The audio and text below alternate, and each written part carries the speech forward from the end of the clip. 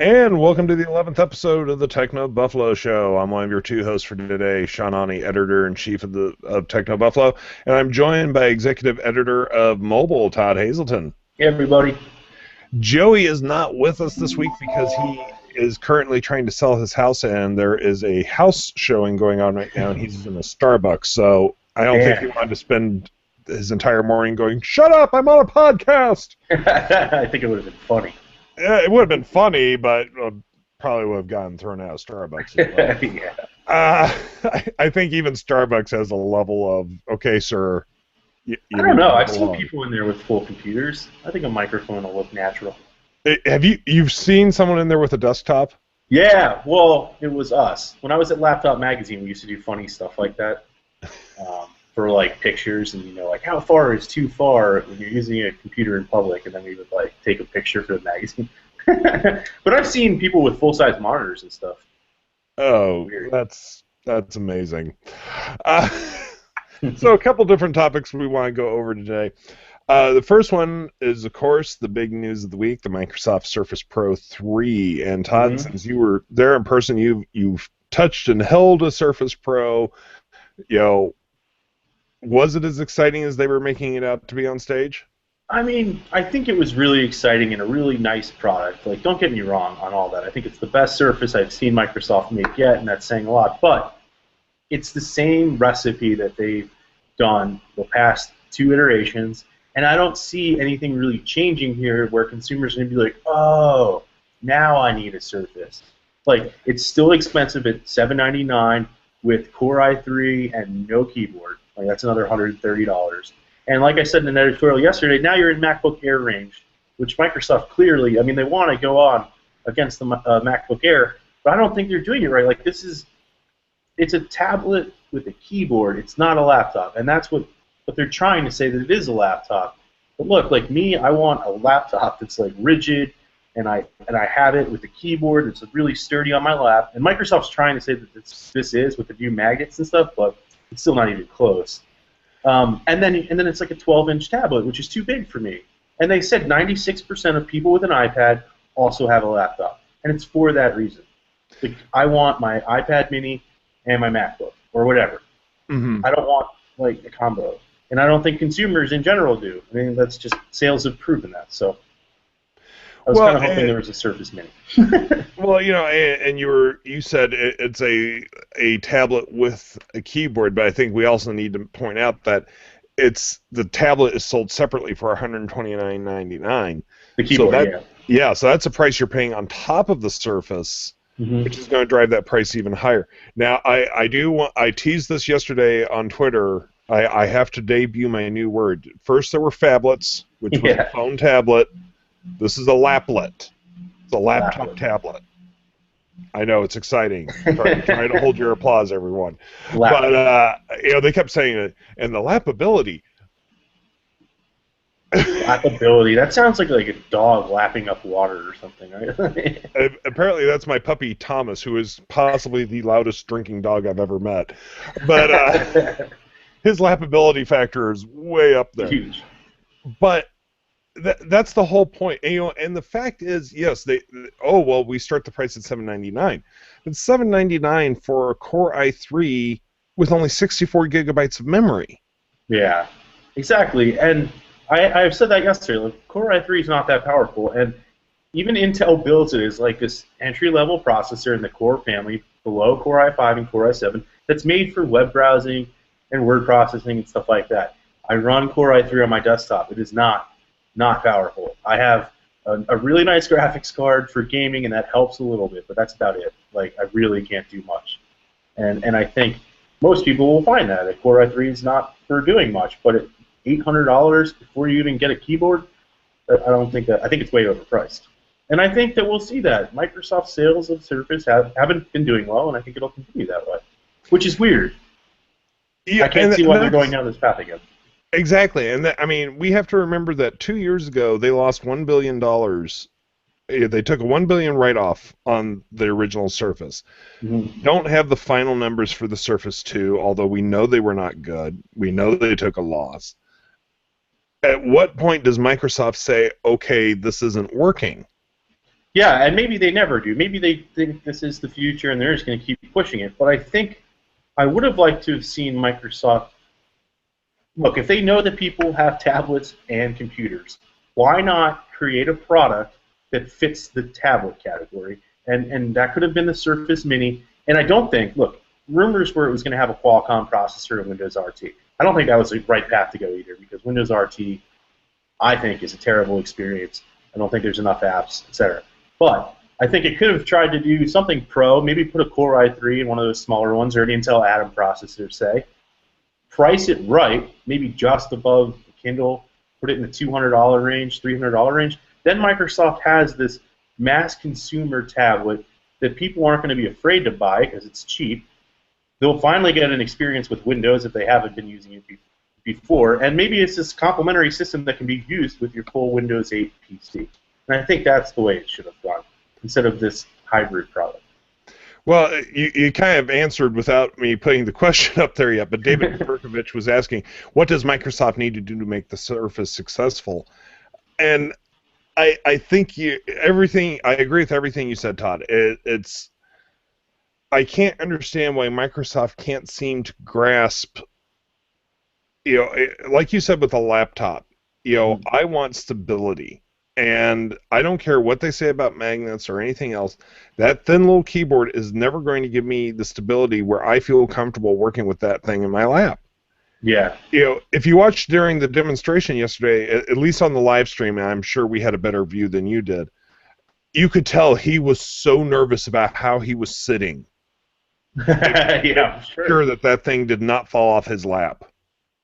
Yeah, it's just weird. I mean, why do you have to worry about a kickstand? And I know that, look, they need the kickstand for when it's in tablet mode. But why worry about this kickstand and the keyboard, and then you have to bend the keyboard up so that the magnets sit, just below the display? It's just a lot of work, right? And when I have a MacBook, or whatever, any kind of laptop, you just open it up and you start working. Then you close it, and on the subway home, I reach in my bag and I pull out my iPad. And it's small and portable. It's not this 12-inch thing on my lap. And I think that's why people have two devices. And I don't understand why Microsoft is fighting so hard to make us have this combo device. I don't get it either. I don't get it either. I don't have anything against Microsoft. I think people, this is just my opinion, and I'm not saying any, people are going to like it, sure. Well, I see it coming from. And I want to make that clear as well. I mean, I honestly, right now in front of me, I'm not going to hold it up since this is also mainly an audio podcast. I use a Microsoft Natural keyboard. I use a Microsoft mouse. I own every iteration of the Xbox. This is not a hatred of Microsoft. This is just a question of what the heck they're doing. Yeah. And we are going to review the Surface Pro 3, and it's not going to be Todd or myself. It's should be arriving out in the Irvine offices today, and I believe Brandon and John Rettinger will be handling the review on that device. But, so please don't take anything that Todd and I are saying today as, we've already determined and look, I'm talking about Microsoft's strategy doesn't make sense. I'm not saying the product itself is bad. But maybe it's great. I used it for briefly before I put it in the mail to John. I just think the strategy seems weird. Yeah, Dominique Weber was asking if we did get a Surface at the event. We did. We immediately dropped it in a box and overnighted it to John out in Irvine. Yep. So John will be filming videos with it, I believe, today, doing hands-on and all that. So, yes, we do have a Surface in our possession, and it will be showing up on the site shortly, and then probably late next week we'll get to the review. Because unlike other sites that believe in a 24-hour review period, we actually like to use products for a few days. Yeah, and so everybody knows we got a Core i5 version, which is the mid-range one. So that's what we'll have. Oh, okay. I didn't know which version we'd got. Yeah, it's actually funny. They gave us the devices. They just handed us the tablet and the stylus and the keyboard. They just handed it to us, right? And then on the way out, you got the box and the charger. So you had to, sign. Yeah, they gave us that at the end because you had to sign the loan agreement. So I guess that's how they were managing it. And then so I was able to check the box on the way out, and that's where I saw what our unit had. But here's my question. Why did they not just hand you a boxed product. Yeah, with like the sheets and stuff right there. I don't know. Maybe they didn't want like boxes floating all over the room. I couldn't believe that when you told me that they handed you this thing in pieces. It's like, here we Yeah, didn't want to pay the labor to assemble this package for yeah, it you. was kind of funny. We'll just hand it to you in parts, and Yeah, it's a do-it-yourself kit. yeah, DIY Surface attached to the keyboard. Well, and you brought this up a little bit already. I thought it was so odd that they decided to, they brought out that scale and all that, and they made a big show about let's weigh it against a MacBook Air. At the core, these are two very, very different products. This was literally comparing apples and oranges. Microsoft's. Yeah. Yeah. Exactly. It would have made a lot more sense to me if they had brought out an iPad.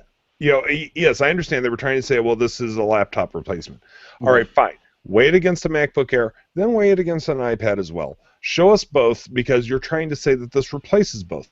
Stack both of the iPad and the MacBook Air on one side, and then stack the Surface. Yeah, good point.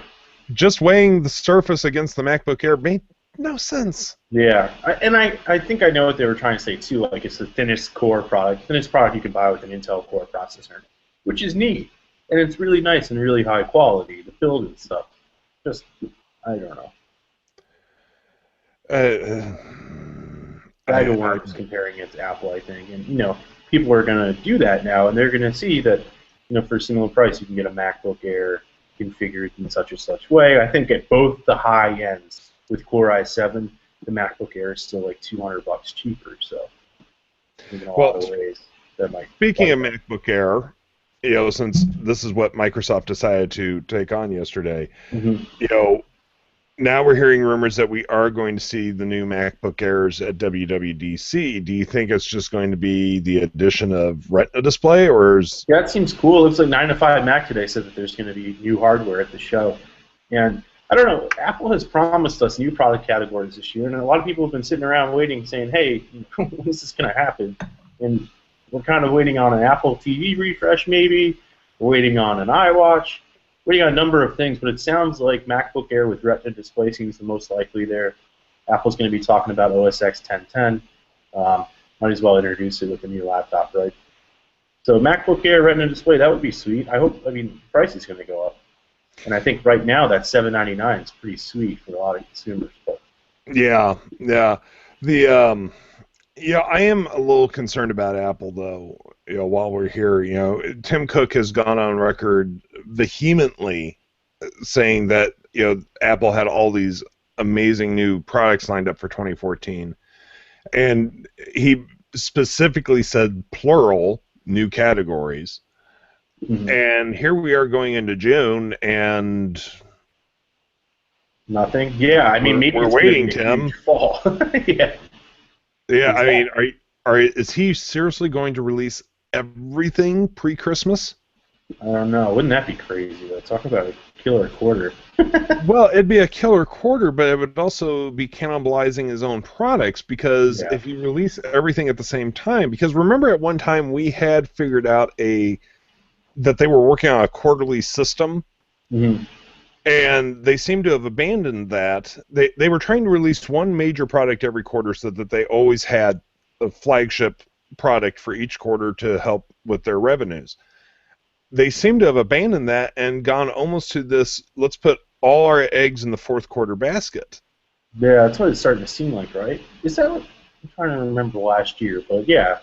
I think there's going to be a lot of disappointment if WWDC comes and goes and there's just software talk. I think a lot of people really want to see something new and tangible come out of Apple. Well, do you think it's... I think this may be part of the problem, is that when they had the iPad and the iPhone out of sync, that always meant one of them was behind on iOS. Yeah, and like in features, right? Like we have the iPhone 5S now with the fingerprint reader, Touch ID, and we don't have it yet on the iPad. It's kind of... Yeah, so they were even more out of sync, though, and the problem is now that they've tried to make this family look to all of them, if they released an iPad before the iPhone, that would give us a hint to the next iPhone. Right. So they kind of painted themselves into a corner in that they had to put those products together. But, we've been hearing all the rumors about the Apple TV. We've been hearing all the rumors about the iWatch forever. You hear rumors about the Apple television set, but, I mean, at this point, I've almost given up on that one. But the iWatch is, I mean, they've hired too many people in that sector for that not to be a real product, and you have to wonder when it's coming. Yeah, I know. And like I said before, it seems like WWDC would make sense because they're going to have all the developers in the room. They have all these workshops. I was going over the schedule today. They have all these workshops throughout the week and right now it's sort of just this, like, we can't tell you yet, and blah, blah, blah are the names for each workshop. And, I think those would be perfect times to get developers right there figuring out how to create stuff for the iWatch. So they want you to sign up for these workshops, but you don't know what they are. I have the schedule right here. It's funny. It has, let me bring it up real quick. Because this morning this app was updated, and that's where we saw the keynote kicks off at 10 a.m. on June 2nd. So you have stuff like Tuesday at 9 a.m. called "This One Is Sealed," or "Shh, can't tell you yet," or "It's Under Wraps," to be announced, "Still Our Secret." That's Wednesday at 10:15. You'll find out in a few days. "It's Still Confidential." We're not telling. So it's all like these different names for the events during WWDC because obviously, it's going to be different. Well, that's awesome. That's how I want to schedule my trip. Yeah, right. I don't even know what I'm participating in. I have no clue. Yeah. Wait, why is Tim Cook on stage with crocheting needles? What's going on? But I mean, with a full revamp look in OS 10, as expected or whatever, then maybe part of it has to do with that and getting actual desktop apps to look familiar. I don't know. So there's going to be a lot of reasons why there's sessions that aren't named, but maybe some could do with the iWatch or development for Apple TV, stuff like that. Speaking of Apple secrecy, since you brought up what those sessions are called, Dominique Weber asks, I know this is highly unlikely, but how clever would it be if Apple pushed the dummy units out there to get a reaction before the official launch? This would be pretty clever, but... This is actually, though, a theory that kind of started last year with the 5S and 5C leaks. They were everywhere? They were everywhere. And there are times where you kind of have to wonder. We know for a fact that some companies, and we won't say who, have done controlled leaks in the past. Mm-hmm. Now, Apple, when you think of Apple, you don't think, they have to drum up coverage and everything else. But you do have to wonder sometimes if, A, they're trying to get feedback on what they're doing, B, potential misdirection. That one would be difficult, but this one almost feels like a misdirection. You think? You think they're purposely like 4.7? I don't know. It's weird. What I can't tell is maybe what if somebody just made these schematics and sent them out there and then everybody's building off it. I don't know though. That's exactly because all these dummy units are built off of those schematics, and we still don't know the provenance of those schematics.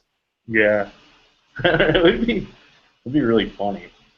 I mean, Apple right now. I mean, Tim Cook may be in his office just cackling. Yeah. Remember when the company Tastemate, and I think a few others, but they had all these cases that they were posting on their site and stuff? The teardrop. Yeah, and those were based off of schematics too, and those were wrong. So it's happened before. It just seems like this time they're pretty detailed.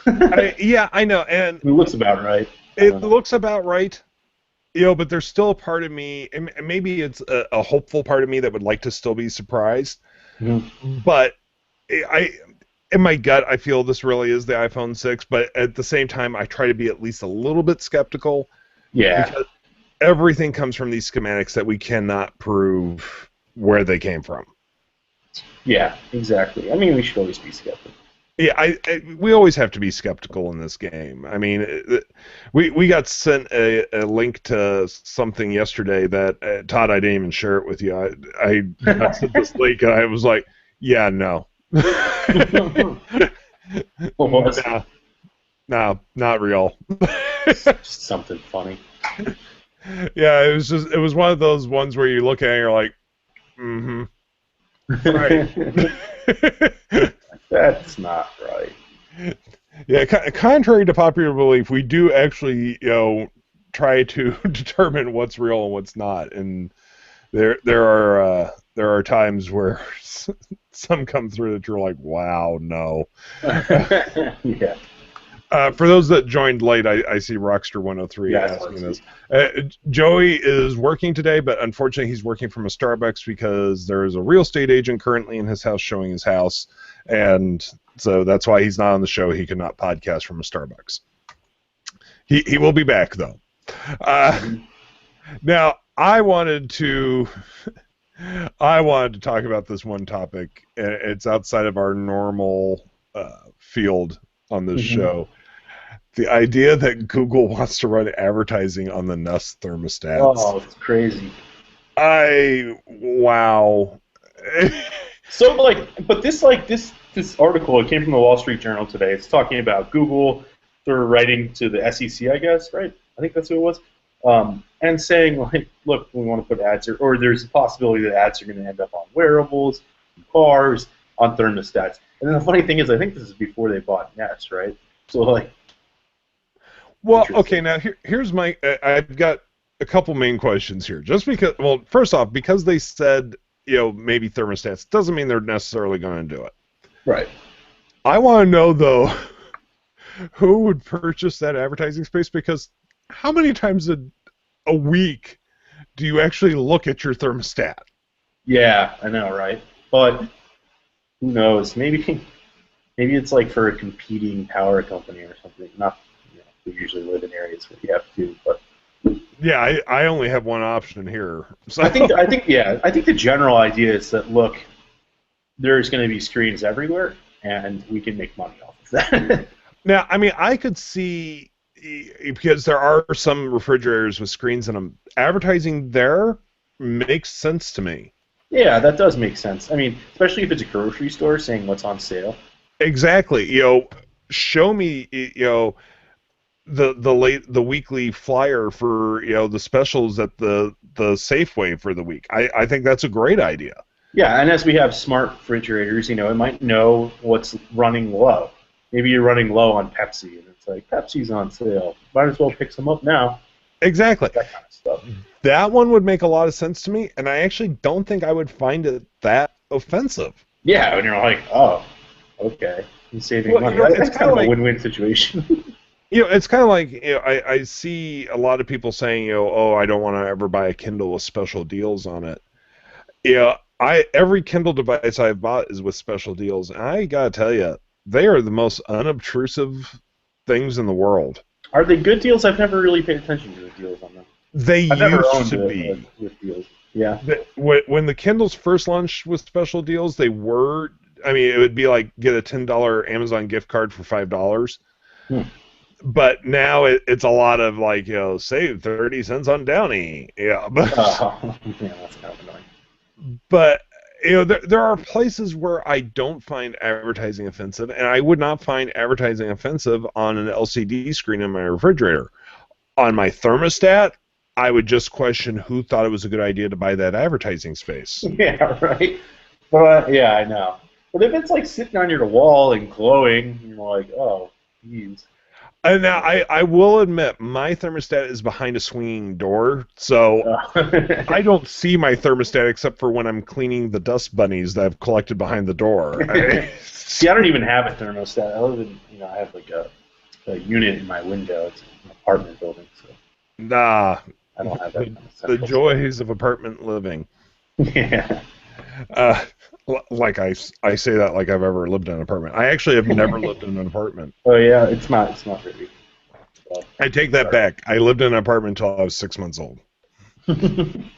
But no memories of it. You don't really have a choice when you live in New York. Yeah, exactly.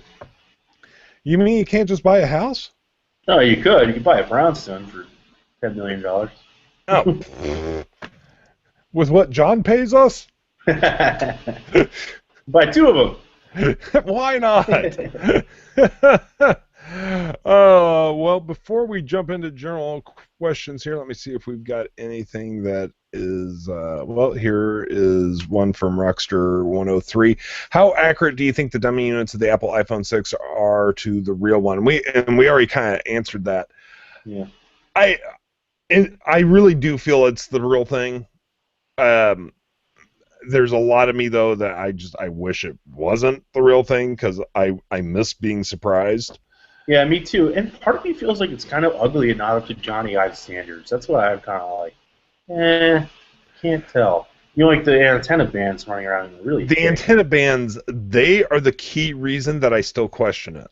Yeah, it just doesn't look like something he'd let slide. So maybe there's another way that we're not seeing this in the schematics that's going to cover it up. And the schematics aren't built with aluminum and the real materials that Apple's using. So let's see.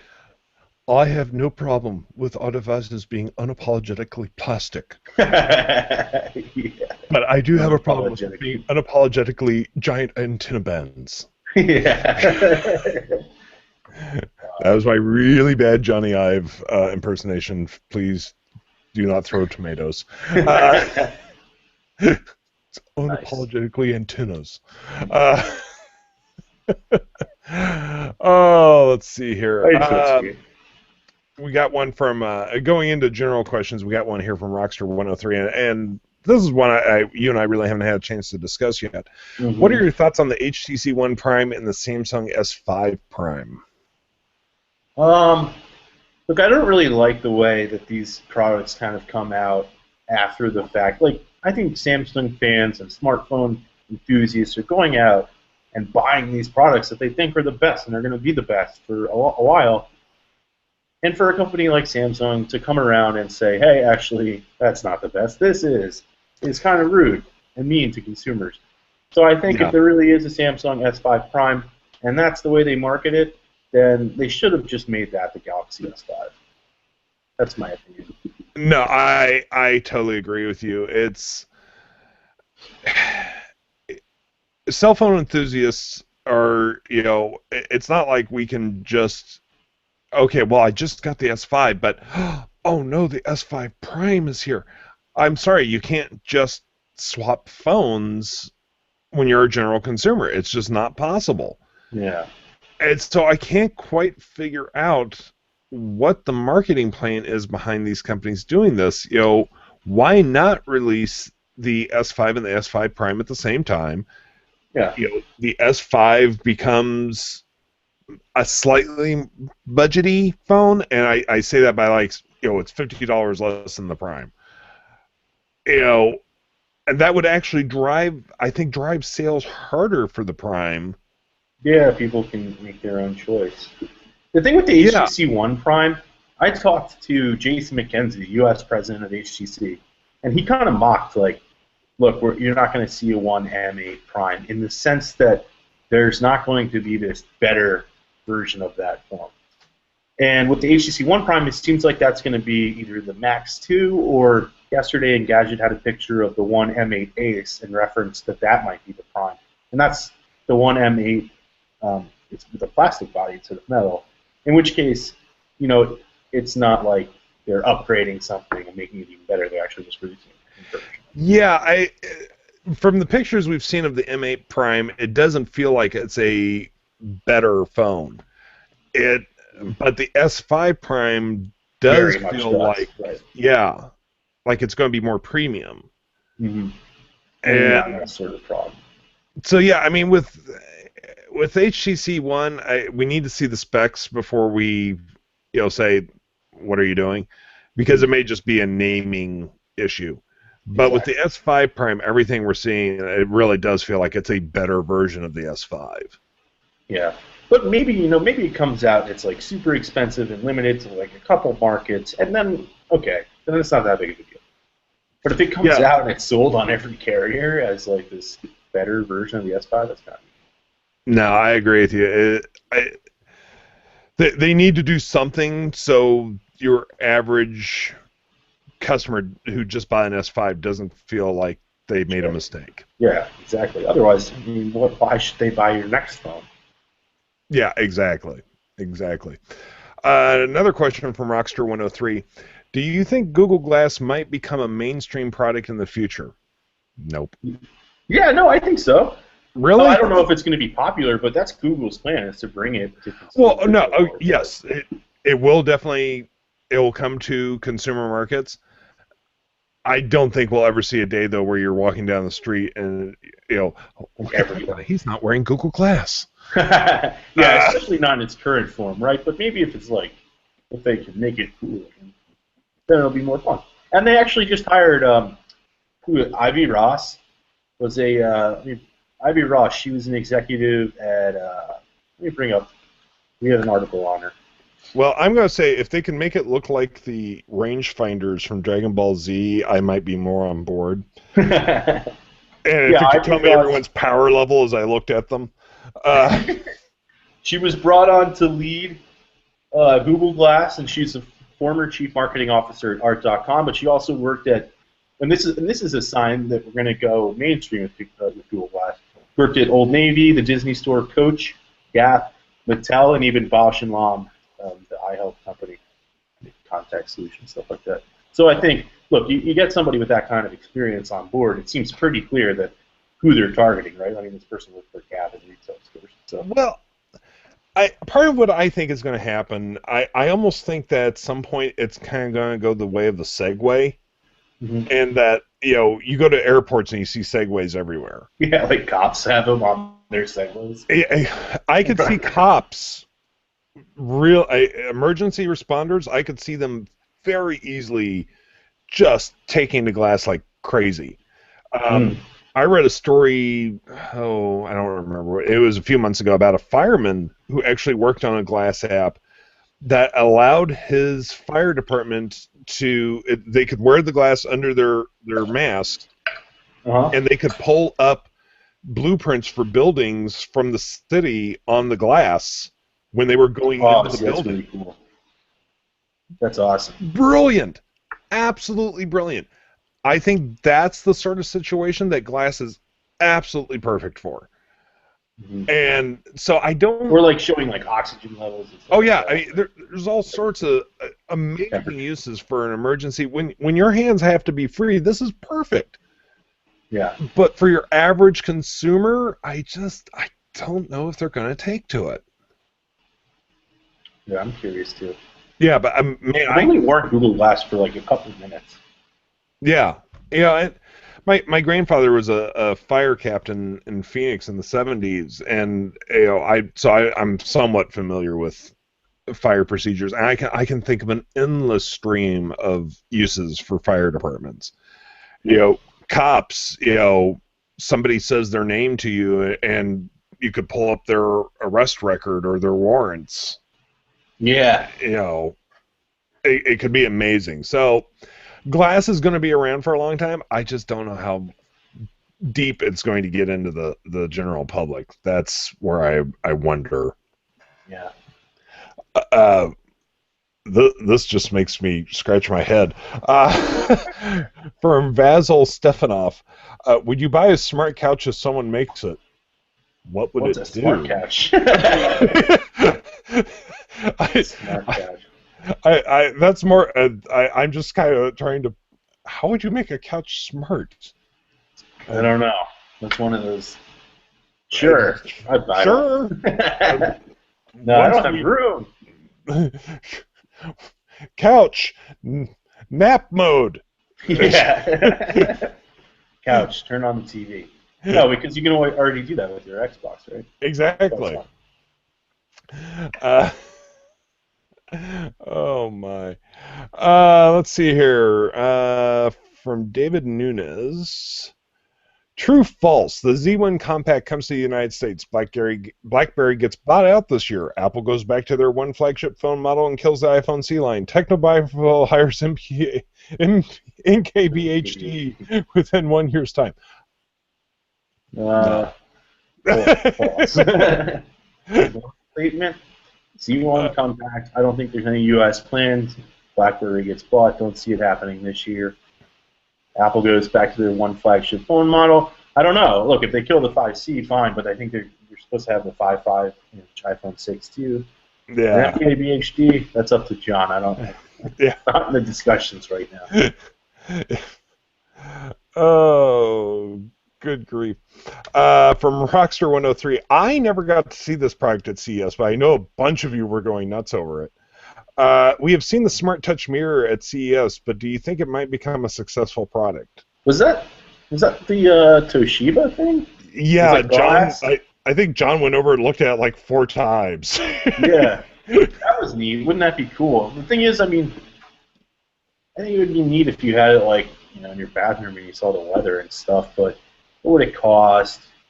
You really want to plug in your mirror? I don't know. I could see high-end hotels. Exactly, and the places where you already see TVs in the mirrors and stuff like that. Like you go to sports bars that have like the soccer matches or football, whatever you want to call it, behind the glass. So I don't know. Maybe it'll be. Japan has some of the weirdest technology in bathrooms. And the first time I stayed at this particular hotel, I got out of the shower the first night, and I looked at my mirror and wondered why there was a perfect round circle of no steam on my mirror. Weird. And I just touched it a little bit, and there was a heating element in I was going to say mirror. there was a heat? That's awesome. Yeah, there was a heating element that kept a circle of the mirror steam-free. I was like, see, that's useful. That's just going too far. That's cool. It was useful, but so is like a washcloth on the mirror. it was so odd. Yeah. So I mean, yeah, I could see like hotels, high-end hotels jumping all over that, but for a mass consumer product, yeah. I think that's one thing. We see a lot of products that are awesome, and they appeal to people like us or the viewers of this show, but there's so many times where I just sit back and go, did you talk to any regular consumers? Yeah. Yeah, and I think a lot of it's like proof of concept. We can do it, so we did it, and we brought it to CES and check it out. This is what it does. Yeah, it's... I don't know.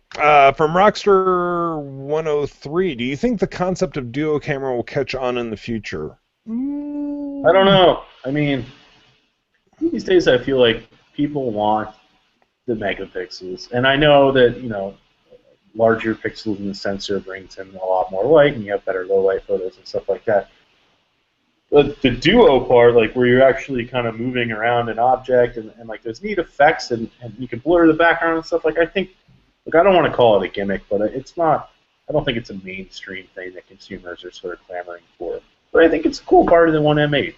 And I think Zoes are a cool part of, the 1M8 and the 1M7 for that matter. But I don't know that it's, something that consumers are like, I need this.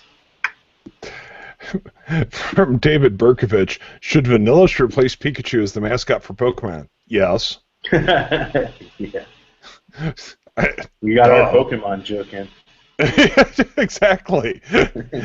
Even if Joey's not here, we still have to have a Pokemon joke. So yes, Vanilla should become the new logo of Pokemon. That's just the way it is. Here's a question from Sasha Bahal. I always like to throw in a little bit of behind-the-scenes stuff as well. Yeah. Hey, Sean, how does your role at TechnoBuffalo differ from John's role? You are editor-in-chief and he is president. Some websites have just an editor-in-chief.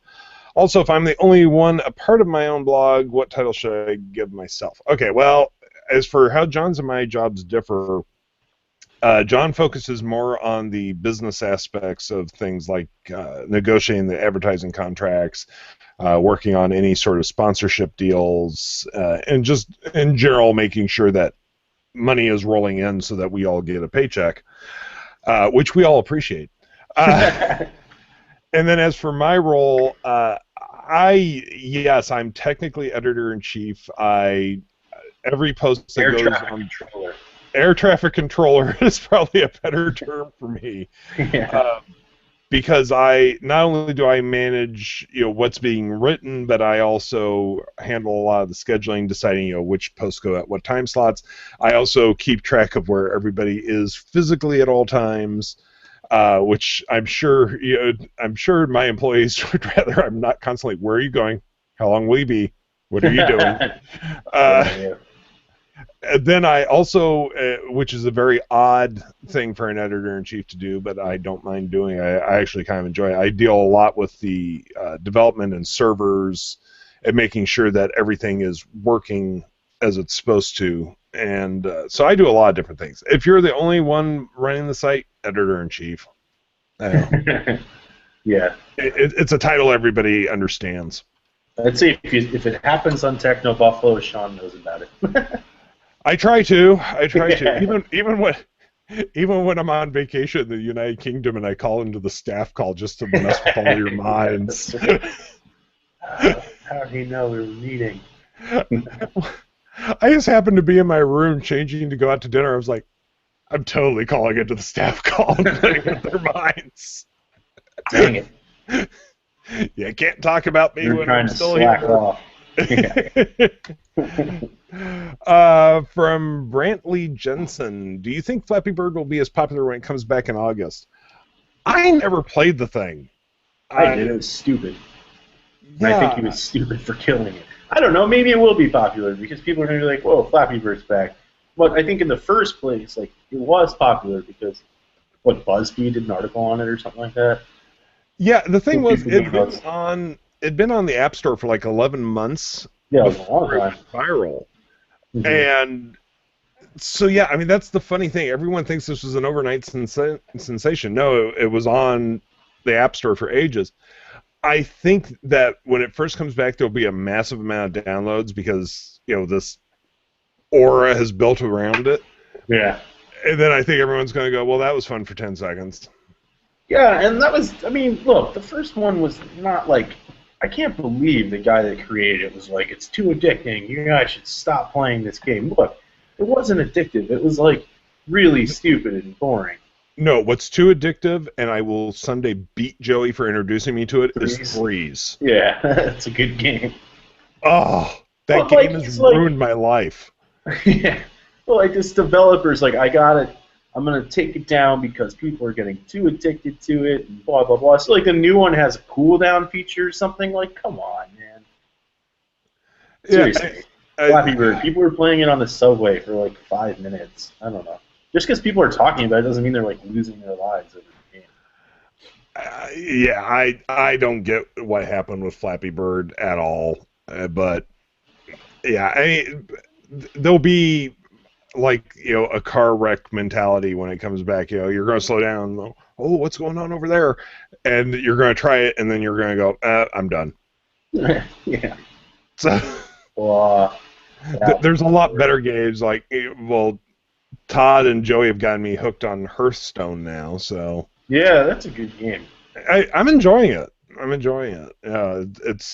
It's not horribly addicting, but I will say this, for a free-to-play game, I have felt no compunction to buy cards. Yeah, exactly. Like, you don't feel like, oh, crap, I got to spend $1 here, $1 there, $5 there. Like, because you earn... How do you earn the money bags again? Oh, by, like, completing quests. By, like, beating... Yeah. When you earn 100 tokens, you get a pack of cards. Yeah, which is cool. Yeah, I've felt zero need to, like, oh, I'm being beaten, I need to go buy a pack of cards. No. Yeah. So, hey. Well, we are at 45 minutes, so we need to be heading out of here. Let me see real quick if there's any... all right, Rockster has asked this for 2 weeks, and so I feel like we should... Where do you see Apple in 2020? I have no idea. Oh, yeah, 6 years from now. Let's see, iPhone 6, 6S, 7. The iPhone 10. And they call it the iPhone X. No, I think we'll be up to like iPhone 8S or something like that. I don't know. Right, yeah, because I forgot about the iteration. Here's my question: will there ever be an OS 11? I don't know. How long are we going to hold on to the OS 10 name? Yeah. I don't know where Apple will be. I think, look, this year is going to be kind of telling enough to see what's coming. And we haven't really seen anything yet. So I want to see new products. Yeah, same here. Oh, one last question from Dominique Weber. What can we expect from the new Office that John was talking about in one video? You'll have to wait and see. Yeah. It's a lot bigger. Yep. It's a lot bigger, I'll say that. But I haven't seen it, neither Todd or I have seen the office in person yet. We know where it is, and it's not too far from our current office, but it's a lot bigger. So, yeah. But you'll find out more towards the fall. So this guy just made it while we're still alive, and he's happy. Hey, AC 2539. Alrighty, well, I believe that will wrap it up for this week. As always, we appreciate you joining us, and if you can head over to iTunes and rate and review the show, that does help us out.